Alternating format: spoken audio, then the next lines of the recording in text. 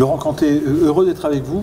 On est au 23e festival Biarritz Amérique latine et vous êtes en compétition avec un film qui s'appelle Retour à Ithaque. Le principe de ce mot à mot sur demonminute.fr, c'est que le mot et la question, ou l'expression, le mot ou l'expression et la question, l'expression qui me venait après avoir vu votre film et presque immédiatement là quand je vous ai en face de moi, c'est Cuba des cendres.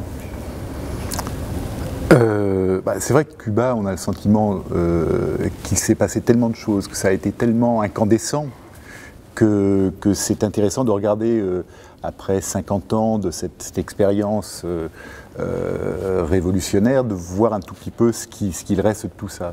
Surtout que c'est vrai que moi j'ai quand même le sentiment que là on est en train de vivre les derniers moments de cette expérience-là. C'est-à-dire que tous les Cubains en sont persuadés aussi, les choses évoluent, les choses bougent et il y a même un certain vertige de la part des Cubains à se demander ce qui va se passer aujourd'hui, demain, quoi. Même aujourd'hui. Et même aujourd'hui, par ailleurs, oui. Aujourd'hui. Les mots, les expressions tout de suite derrière par rapport à ce film-là, tourné à Cuba, c'est huis clos et c'est grand air. Oui, c'est l'idée de ce huis clos à ciel ouvert me plaisait bien parce que d'abord, je redoutais qu'en tant qu'étranger, l'image que je pourrais donner de la Havane si j'allais y filmer dans les rues soit finalement un peu touristique. Et que mon seul but en faisant ce film était de pouvoir donner la parole à des Cubains, leur permettre de me raconter leur histoire, de me permettre de me raconter tous leurs espoirs, toutes leurs désillusions. Enfin, et c'est vrai que j'avais l'impression qu'il fallait ce huis clos pour pouvoir attacher assez d'importance au discours et à ce qui m'était raconté. Puis après, il y avait aussi l'envie que malgré tout, la ville s'invite dans le film. Et j'ai trouvé un décor qui n'a pas été facile à trouver d'ailleurs. D'un côté, la mer comme ici, presque comme ici, un peu plus bruyante parce qu'il y a quand même le Malecón, la grande avenue très passante de la Havane, et puis de l'autre côté, une mer de toits terrasses sur lequel la ville se prolonge. On y tue des cochons, on y élève des poules, on y vit, on y joue. Le mot qui va avec ces 5 amis, hommes et femmes qui se retrouvent sur cette terrasse au grand air, il pourrait y en avoir deux en fait, j'hésite entre les deux, c'est désillusion et nostalgie. Moi j'aime bien l'idée que les deux soient là, c'est-à-dire que je pense qu'il y a effectivement de la nostalgie, mais en même temps la nostalgie c'est quelque chose dont je me méfie, c'est-à-dire que je suis malheureusement très nostalgique de nature et je sais combien ça peut être d'abord dur à vivre et puis un peu sclérosant, donc dans tout ce que je filme, je pense qu'il y a un peu de nostalgie et en même temps j'ai plutôt le sentiment que là j'avais envie de montrer comment toutes ces désillusions effectivement que ces gens ont vécues débouchaient malgré tout sur une possibilité d'autre chose. C'est-à-dire qu'il y a quelque chose de très important pour moi, c'est que d'abord que cette bande résiste à une nuit de confession et de discussions parfois assez tendues et violentes, et qu'un jour nouveau se lève, qui est une image un petit peu facile peut-être, mais où tout ce qui a été dit, tout ce qui a été compris pendant la nuit, va permettre de regarder un tout petit peu différemment la ville et la vie à venir. Le mot qui vient, parce que vous me le suggérez, c'est l'idée de la soixantaine. Est-ce que la soixantaine a à voir avec cette possibilité qui vient, ou qui arriverait après ? Alors d'abord, je n'ai pas 60 ans. Non, mais par rapport à ceux qui sont mais sur votre balcon, effectivement, sur votre terrasse. Ceux qui sont sur la terrasse ont à peu près 60 ans. C'est ces gens qui sont nés à peu près avec la Révolution. Je pense, oui, qu'ils sont arrivés à un point où d'abord, la maturité aidant, on n'a plus tout à fait envie de tricher, je pense. et où il faut se dépêcher peut-être un petit peu aussi. Il faut avec les décisions à prendre, il faut les prendre vite, quoi. Deux mots qui ont à voir avec ce qu'on voit dans votre film, Retour Ithac, c'est le mot déviationnisme et c'est l'expression pénétration culturelle. Extrait. Mira que hicieron cosas para jodernos la vida. Y aquí el pelo largo, pantalones apretados, vaya. Y oír música americana. Ay, chico. Chacho, eso era diversionismo ideológico. Sí, cuidado, y una prueba de inmadurez política. Ay, cuando la cogieron con decir que la música de los Beatles tenía, ¿cómo era? Penetración cultural. Le ronco los timbales. Nos llevaron a la pingue palo, caballero. Oiga, yo sacaba más de 90 puntos en todas las asignaturas. Y nunca me dejaron ser alumno ejemplar. Sí, no te rías, coño. Pero, Nada más que porque me gustaban los Beatles. Por favor, Rafa, si usted era un verdadero penetrado cultural, mira, si te hubieran cogido escuchando los Rolling Stones, te iban a joder igual, pero hubiera sido por una buena causa, ¿eh? Por escuchar buena música. Mire que usted habla mierda, compadre. Sí, habla mierda. Nosotros mandamos así con nadie. Tú me vas a decir a mí que Abbey Road no es lo máximo, de lo máximo, de lo máximo. Eso era música de caballito. Esta es la música de caballito. Qué bronca más vieja, eso no es serio. Este que me busca la lengua. No, un momentico, señorita. Usted quiere escuchar mi más sincera y autorizada opinión. No hay nada más serio que oír música. Y esos cabrones lo traían más bien, carajo. Fíjate, que nos empujaron por la cabeza los Fórmula Quinta mierda, eso con Eva María y va que jode. Y después, cuero contigo, mucho trabajo voluntario. Escuela al campo, a cortar caña, al cítrico, a recoger tabaco. Papito, y un par de zapaticos al año. Coño, porque el hombre nuevo se tenía que forjar en el estudio, En el trabajo y en el fusil. Y además, cada cubano tenía que tirar y tirar bien. ¡Pim, pam, pum! ¡Ay, compadre! Ay, Dios mío. Atiéndame. Trois expressions, enfin trois mots qui sont des noms. C'est Joyce Carol Oates, c'est François Bégodeau et c'est Leonardo Padura. Il y a souvent de la littérature ou de l'écriture à la base de vos films. Donc c'est Foxfire, c'est Entre les murs et c'est aujourd'hui Leonardo Padura qui est co-scénariste de ce film et qui accessoirement publie chez Métayer un roman qui s'appelle Hérétique. Bon. Littérature et cinéma chez vous? Alors, d'abord, j'ai toujours le sentiment que la littérature apporte finalement au scénario une complexité dont on a peur quand on écrit un scénario soi-même. C'est-à-dire que je pense que la complexité d'un roman, des relations entre les personnages, et puis le côté foisonnant qu'un roman peut avoir, est très difficile à développer au cinéma. Et du coup, d'abord, moi je trouve qu'on est amené à ellipser un certain nombre de choses, mais que malgré tout, c'est là.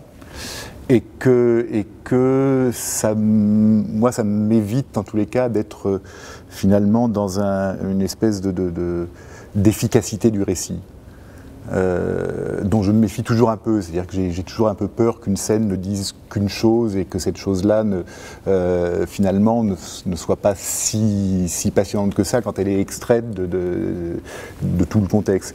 Là, quand on est face à un roman de 800 pages ou de 500 pages, comme c'était le cas avec Joyce Carol Oates, forcément, là, on est obligé, les choses se télescopent beaucoup plus que si, je pense, je l'avais écrit moi-même, où finalement, j'aurais eu un discours peut-être beaucoup plus linéaire et beaucoup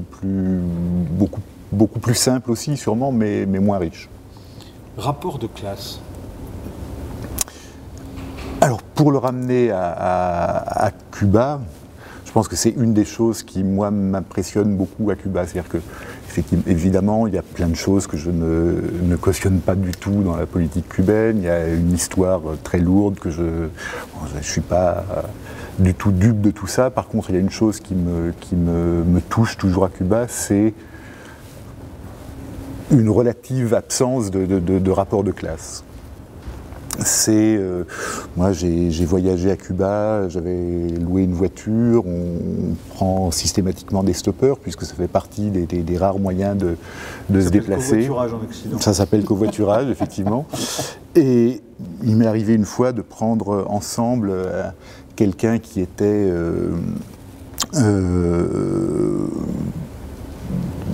ophtalmologiste qui opérait les yeux à longueur de journée et un autre qui était son voisin et qui était un paysan qui travaillait un petit lopin de terre. Et ces deux personnes parlaient l'anglais à peu près au même niveau et assez couramment, et étaient amis et parlaient ensemble à l'arrière de la voiture, nous parlaient. Et il y avait une espèce de sentiment de rapport apaisé entre les classes, quoi. Je ne suis pas sûr que ça dure très longtemps, parce que j'ai l'impression que c'est déjà en train d'évoluer, dans la mesure où certains peuvent commencer à avoir des petits commerces, des petits business. Une classe moyenne est en train d'apparaître et avec elle voilà, des bars un peu branchés, des restaurants où tout le monde ne peut pas manger. Enfin, et là commence à apparaître, je pense, une lutte des classes qui va s'imposer peut-être. Je pense au mot communauté, une communauté dans une classe par exemple, mais faire communauté, faire société. C'est évidemment ce que j'ai toujours envie de filmer, c'est le groupe, c'est d'une part les relations dans le groupe, mais même la difficulté qu'il y a à faire partie d'un groupe. Moi je sais que je suis toujours partagé entre ces deux choses, c'est que j'ai besoin du groupe, et en même temps je ne m'y sens jamais tout à fait chez moi. Et c'est un petit peu ce que j'avais envie de filmer aussi dans ce film-là, c'était sentir combien finalement une place dans une communauté, ça se négocie continuellement, ça se perd parfois, enfin et du coup on arrive à des rapports qui ne sont pas forcément uniquement de l'harmonie. Je pense qu'il y a aussi une grande violence dans les rapports communautaires. L'expression suivante, c'est absence de résultat, comme si dans vos films c'était toujours en suspens, c'est-à-dire la fin reste dans une question. Oui, parce que d'abord, je voudrais bien avoir des réponses parfois à donner à ces questions, mais je ne crois pas que je les ai. Et que par ailleurs, c'est vrai que souvent mes personnages sont des idéalistes, et que ce qui m'intéresse, c'est de voir comment cet idéalisme va se heurter à la violence du réel et va essayer d'y trouver sa place. Et je crois que ça, c'est peut-être mon pessimisme. Mais j'ai le sentiment que malheureusement, on est un peu toujours perdant, quoi. Dernière expression, et je vous remercierai d'avoir été avec nous dans ce mot à mot à Biarritz, c'est l'expression ressources humaines. Alors là, il y a le double sens qui m'intéresse en particulier au moment où j'avais choisi le titre de mon premier film. C'était l'idée que voilà, c'est quelque chose de totalement codifié, les ressources humaines dans une entreprise.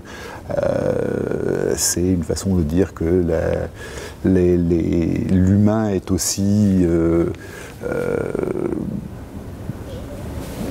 manipulable que les ressources matérielles. Et puis après, il y a aussi le double sens qui est les ressources de l'humain, et que c'est là-dessus que j'aime bien jouer. Un dernier mot pour la route, facilité, comme facilité de faire du cinéma aujourd'hui, ou pas? Ouais, je crains que ce soit qu'en fait ce soit pas beaucoup plus facile qu'il y a quelques temps. On pense qu'effectivement les moyens techniques permettent beaucoup plus facilement à n'importe qui de décider de faire un film. Je crains que par contre on peut faire des films, mais on est très très peu sûr de pouvoir les montrer et de pouvoir parler à quelqu'un à travers ces films-là. C'est de plus en plus difficile d'exploiter un film, de le montrer, d'exister au milieu d'une part d'un nombre énorme de films, mais aussi de toutes les bonnes raisons de ne pas regarder un film, quoi. Merci Laurent Cantet. Merci à vous.